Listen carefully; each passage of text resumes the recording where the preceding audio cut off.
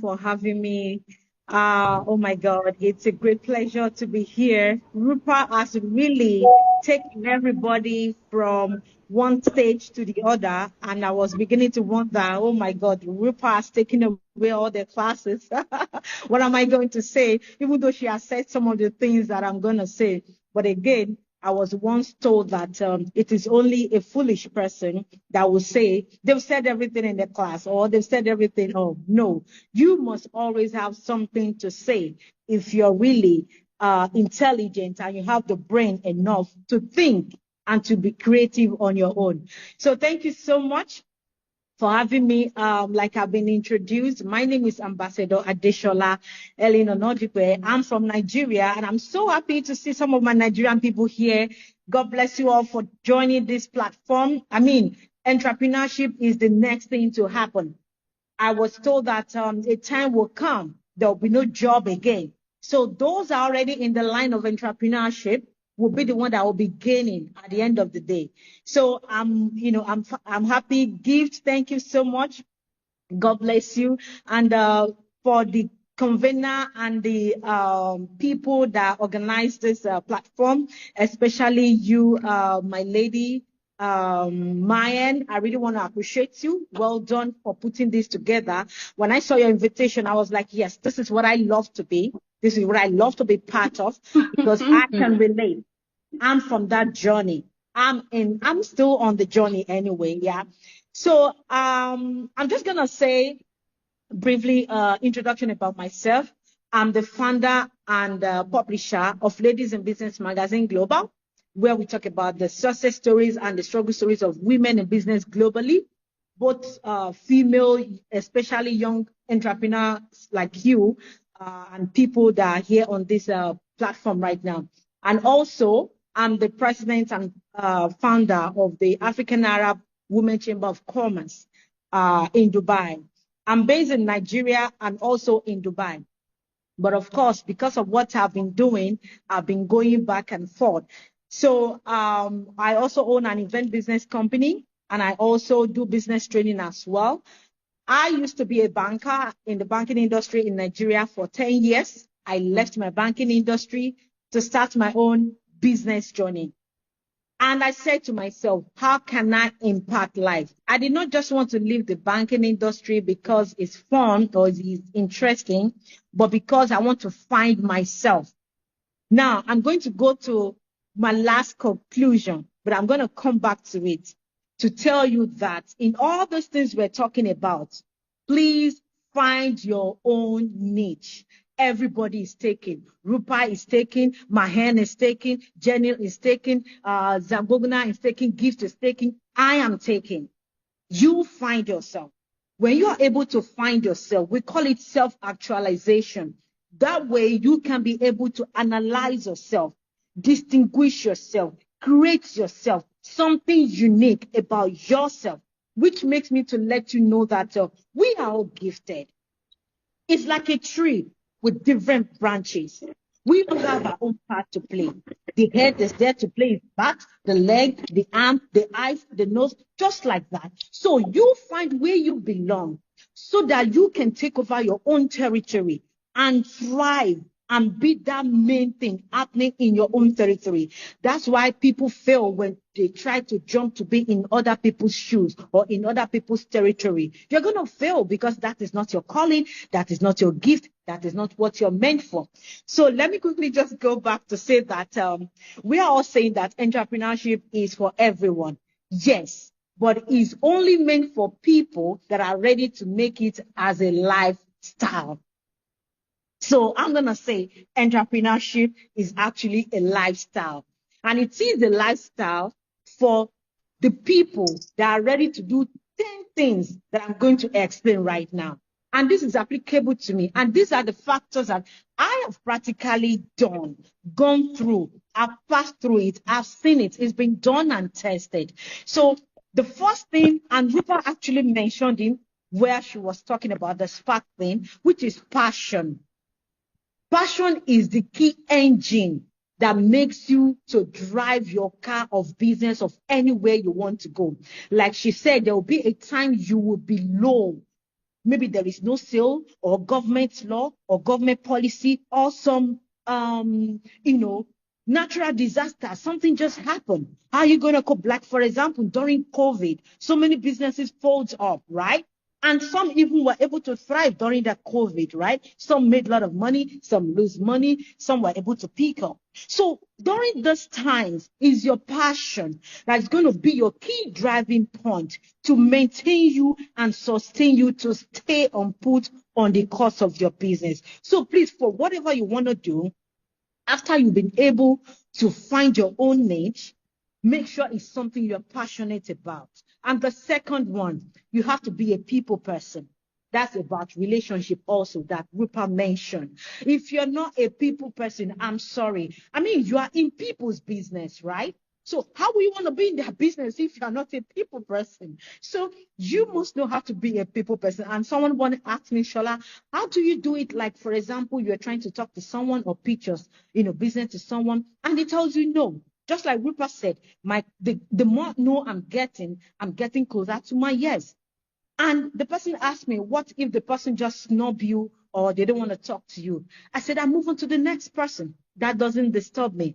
Actually, a scenario happened in a networking platform, and I was trying to, talk to a lady, one of the speakers. I'm one of the speakers herself. Maybe she didn't know, but I tried to greet her, and she was like, kind of giving me some attitude. I said, oh, okay, fine. I forget. So the owner of the event, when she saw me, she quickly ran towards me. I was like, oh, ambassador, and she was not trying to introduce me to this lady that snubbed me.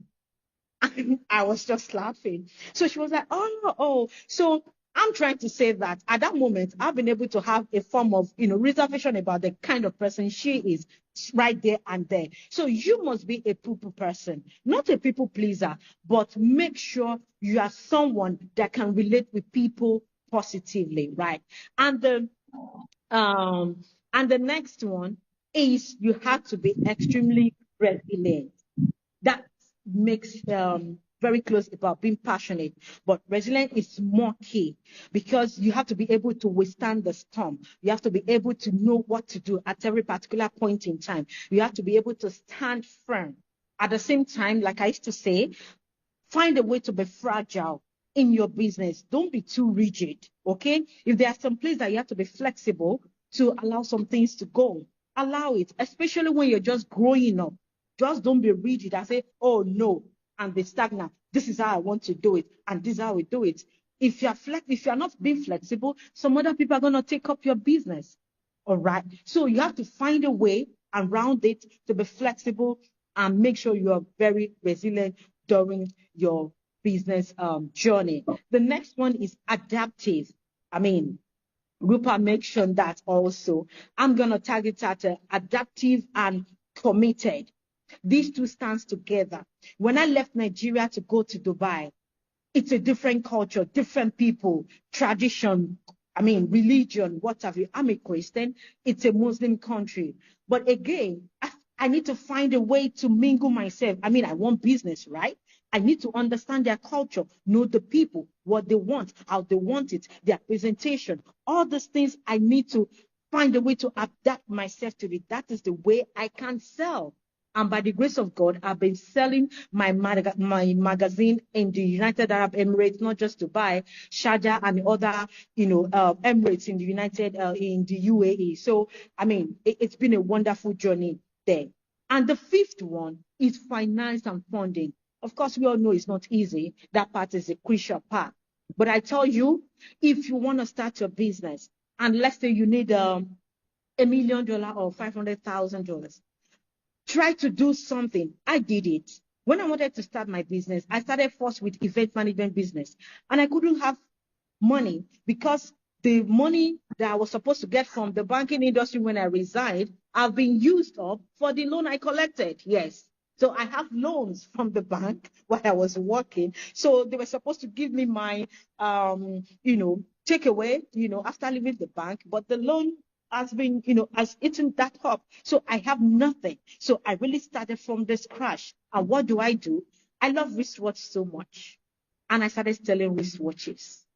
I went to a guy that was selling it. and I was selling it double. I went back to my friends in the banking industry. I started selling it to them because they sold it for me also. They will sell you higher, than the usual, market price because you are working in the bank, So for the fact that I love wristwatches, I went to wristwatch business. I was having so much gain in it. I was pumping it into start my business because I tell you, no bank, no family, no funding organization are going to help your starting business. No, they are not ready to risk their money into your initiation or idea or creative business. They don't know the end result yet. So they're not going to help you. So you have to find a way to fund yourself to start your business. If you're able to get funding, lucky you. But if you're not able to get, please, it is not an excuse. Find a way to always get source of funding, savings, and what have you is there. The next one is research and development. Try to make proper research of whatever you want to do. Even for the fact that A is already doing it or B is already doing it, you should have a proper research and development for it. And let people know why they should patronize A and not patronize B, or why they should patronize you. Like, for example, for my magazine, it's a double-edged sword magazine.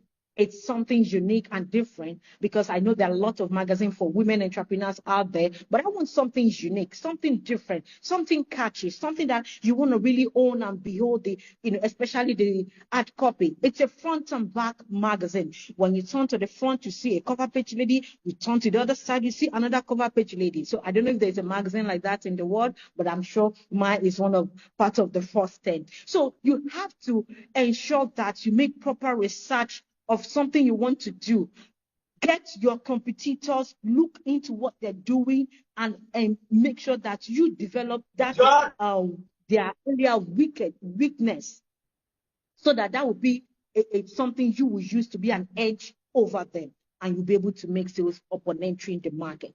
The next one is branding and marketing. Of course, we all know branding and marketing is very important. I mean, using social media, you don't have to have so much because you're just starting. Social media is there. In fact, I have been using and thriving. Of course, what I'm doing is about, media. So social media has been a great platform for everybody and anyone at any age, at any race, to thrive and make their business seen out there with less or minimal money or cost. The next one is resourceful networking. Like Pupa explained the other time, Rupa explained the other time also, that you have to connect with people.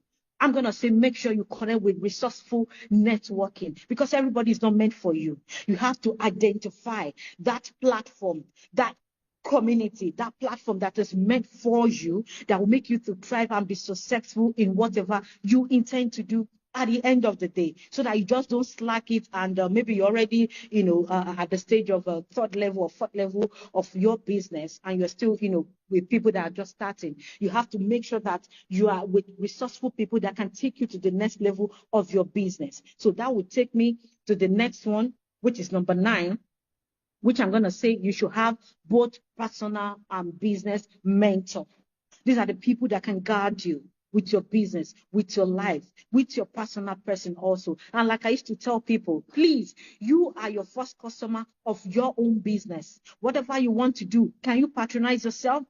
Can you buy yourself? Is this something you can afford? Is this something you would look and you'll be interested in buying yourself? If it's not, then throw it away or go back to the drawing board and find a way to do something wonderful that you too can afford, that you too can connect with yourself and say, yes, I can buy it. And yes, I'm interested in buying it. So find personal and business mentors that can elevate you, that can educate you. And also, you are also your brand. Please, never forget, you are also your brand. How you look, your presentation, how you talk. They said you should practice. And the first OQP you practice is quality people. Sorry, I forgot this. OQP, only quality people. You should practice that. You understand? OQP, only quality people. Yes, it's not that you should not mix with other people, but hey, come to think of it, what are you looking for? We are looking for something, but mind you, it's give and take, not just go to people in order to just take. Find something to give. Like, for example, if I'm going to the sheikhs in Dubai right now, I make sure I package something to give to them. They don't need to ask me. And that way, I've been able to pave my way in. Even biblically, as a Christian, the Bible says the gift of the man openeth ways for him. So whenever I'm going anywhere to meet someone higher or bigger than me, I try to present a gift in order to pave my way to meet them. Not that they ask me, but it's something good. It's a good gesture that you should learn to practice. And the last but not the least, travel, learn, and relearn. Travel is part of business, it's part of education. You get to see other people, to know about them, their culture, their religion, what is most going for them that you can tap into as well. Then you can take your local business to a global level. Like I used to say, why local when you can also be global? You understand? And that way you can learn and you will relearn. If there are old things that you've known before, traveling will expose and give you a lot of exposure that you need to know more and get more. And like I said before starting, please find your own niche. I am taking, everyone is taking, find yourself. Thank you so much.